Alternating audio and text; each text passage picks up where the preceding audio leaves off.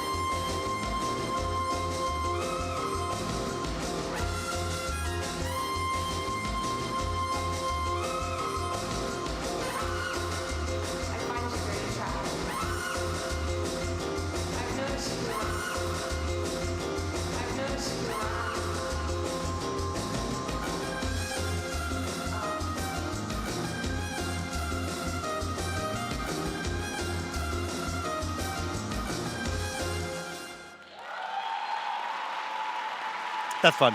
I like it. And Zoe Bianchi and Danielle Basile representing Italy.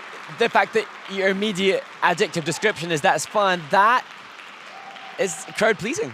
And that thus will be reflected in the judges' component but scores. that's the first time I said it, but I know I meant it for other teams as well. But certainly that music, you know, was just the perfect rhythm and energy, and it matched them, or they matched it really well. And there we see Noemi Maria Tali, the reigning junior world champion, in the audience to support her training mates. And there's so much of a similarity in the way that the reigning junior world champions skate with this team. They have the same coaching staff with Walter Arezzo and Brunil Bianchi.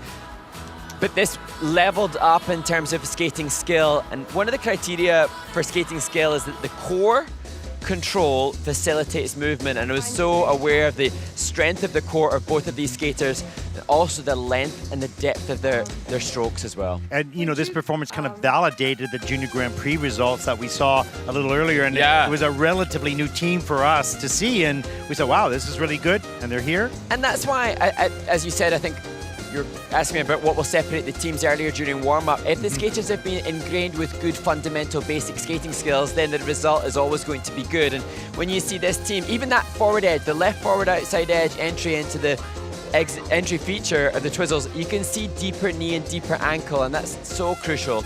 I do think that the couple of the features in the Twizzle are a little bit slower in rotation, perhaps, And what always is the case, I think, is when the skating skills are higher, you look then and dive into other areas that needed progress, and that's a reflection of how good they I have a question are. on the Twizzles. The arm movements and the leg movements, must they be different when they go from one Twizzle to the next? They have to have 4 different features from 3 different groups. So quite often what you'll find is that they'll use 2 arm features. Yeah. So that's why you'll see either constantly moving arms or arms above the head or arms clasped in front. But they can't be the same, constantly move arm on both sides. No, they have to be different to that achieve was that. my question. Thank you.